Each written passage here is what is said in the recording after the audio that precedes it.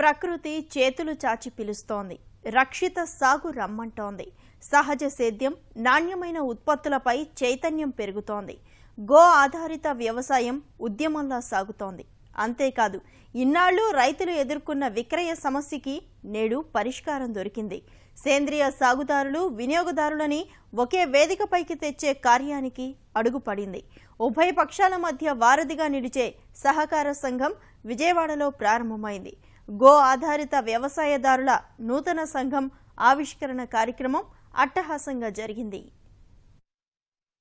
సేంద్రియ సాగు చేసే రైతులు, సహజ ఉత్పత్తులు కోరుకునే వినియోగదారులని ఏకం చేసే వ్యవస్థకి బీజం పడింది. ఉభయులను ఏకతాటిపైకి తెచ్చే గో ఆధారిత వ్యవసాయదారుల సహకార సంఘం విజయవాడలో ప్రారంభమైంది. మంత్రి Manikyalarao, AP chamber of commerce అధ్యక్షుడు ముత్తవరపు మురళీకృష్ణ, రైతు నేస్తం ఫౌండేషన్ చైర్మన్ వెంకటేశ్వరరావు, భారతీయ కిసాన్ సంఘ్ జాతీయ నేత కుమారస్వామి, ప్రకృతి సేద్య నిపుణులు, ఉద్యాన అధికారులు, రైతులు ఈ కార్యక్రమంలో పాల్గొన్నారు. ప్రకృతి సేద్య రైతులు, కొనుగోలుదారులకి ఇది వరమని మంత్రి మాణిక్యాలరావు అన్నారు. అనారోగ్యంతో బాధపడే ప్రజలు నాణ్యమైన ఉత్పత్తులు పొందేందుకు ఇది మార్గమని మురళీకృష్ణ చెప్పారు.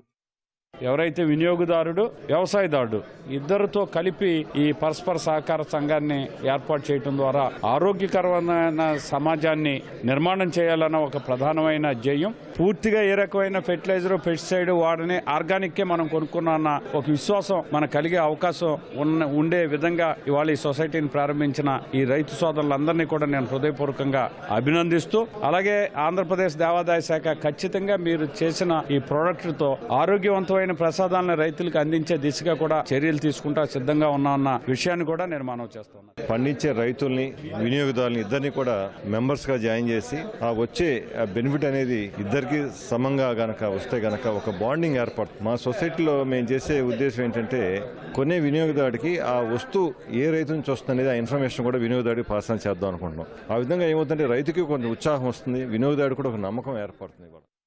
రసాయన రహిత పంటో కాదో తెలియక వినియోగదారులు అయోమయం చెందుతుంటే సహజ సిద్ధంగా పండించిన పంటకి గిట్టుబాటు ధర దక్కక సేంద్రియ రైతులు నష్టపోతున్నారు. అయితే ఈ సమస్యకి తరుణోపాయమే గో ఆధారిత సహకార సంఘమని వక్తలు తెలిపారు.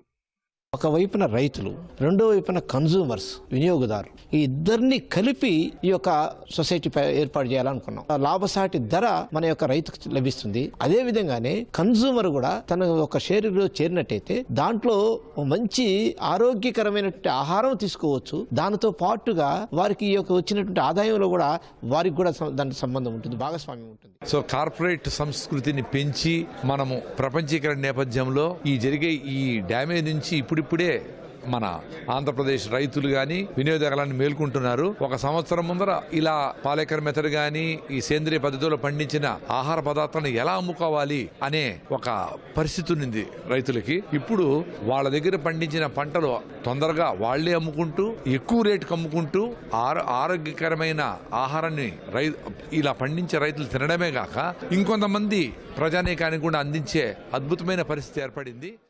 రైతులకు, వినియోగదారులకు లాభం చేకూరేలా సహకార సంఘాన్ని ఏర్పాటు చేసినట్లు నిర్వాహకులు వెల్లడించారు. రసాయన రహిత సేద్యం చేసే రైతులకు చక్కని సహకారంతో పాటు విక్రయించేందుకు సరైన వేదిక లభించిందని వివరించారు.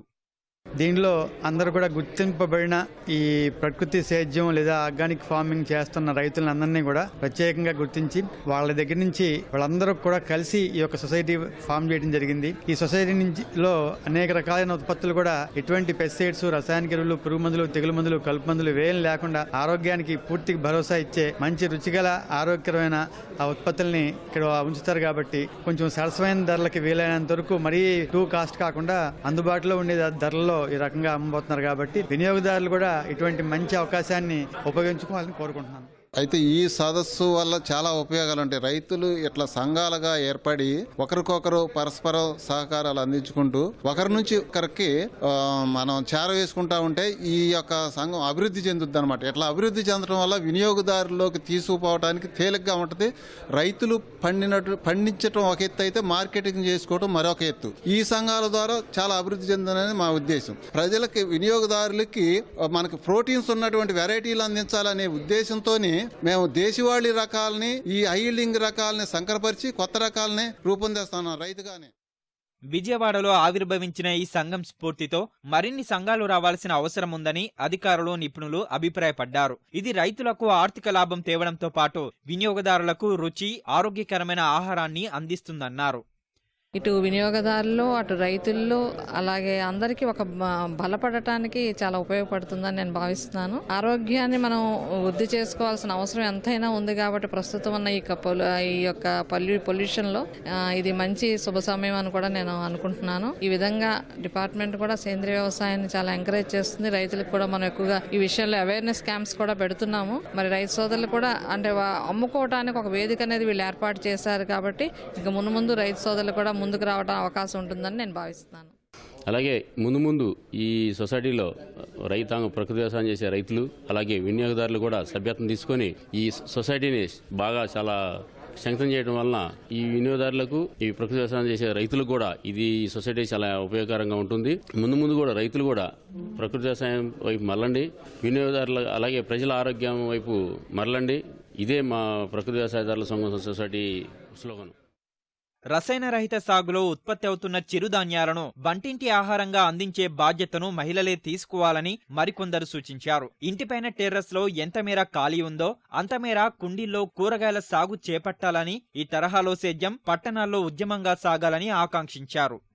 ఒకరోజు తెల్లబియ్యం వండుకోండి, ఒకరోజు జొన్నరవ్వ వండుకోండి, లేదు కొర్రన్నం వండుకోండి, ఒకరోజు ఎర్రబియ్యం వండుకోండి. ఇలా రకరకాల బియ్యాలు ఉన్నాయి. అన్ని ఇంతకుముందు లేదు మనకు అవకాశం. ఇప్పుడు మనకు అవకాశం ఉంది. మీడియాలో ద్వారా ఎన్నో విషయాలు మనకి తెలుస్తున్నాయి. అందుబాటులో ఉన్నదాన్ని అందుకొని ఒకదాన్ని ఒకటి ఇలా మార్చి వండి ఇంట్లో ఆరోగ్యం ఇల్లాడి చేతిలోనే ఉంటుంది. దాన్ని మనం కాస్త ఎరుకుతోటి చూసుకొని ఉండగలిగితే ఇంట్లో ఆల్మోస్ట్ ఆల్ మెయింటెనెన్స్ అయ్యే ఖర్చులు ఉంటాయి. హాస్పిటల్ ఖర్చులు, మెయింటెనెన్స్ ఖర్చులు ఆల్మోస్ట్ ఆల్ 70-80% తగ్గుతాయండి. మీ ఇంట్లో టెర్రాస్ ఉన్నా లేకపోయినా ఎంత ఖాళీ ఉంటే అంత, మీ ఇంట్లో 5 కుండీల నుంచి 100 కుండీల వరకు మీ ఇంట్రెస్ట్ని బట్టి ఈ రోజు నుంచే మరి సేంద్రియ పద్ధతిలో మీకు అవసరమైన ఆకుకూరలు, కూరగాయలన్నీ కూడా పండించుకునే ప్రయత్నంలో కనుక వస్తే ఈ సమస్యకి పరిష్కారము మన ఇంటి నుంచే మొదలవుతుంది. మన ఇంటి నుంచి మొదలయ్యాక అప్పుడు మనం రైతులు కూడా చెప్పొచ్చు, బాబు ఈ విధమైన ఆహార పదార్థాలు సొసైటీలో చాలా అవసరం ఉంది, మీరు కూడా ఈ వ్యవసాయం ఈ పద్ధతిలోకి వచ్చి పట్టణాల్లో ఉన్న వాళ్ళందరికీ కూడా మీరు పండించి ఇవ్వగలిగితే అందరూ కూడా తీసుకోవడానికి రెడీగా ఉన్నారు.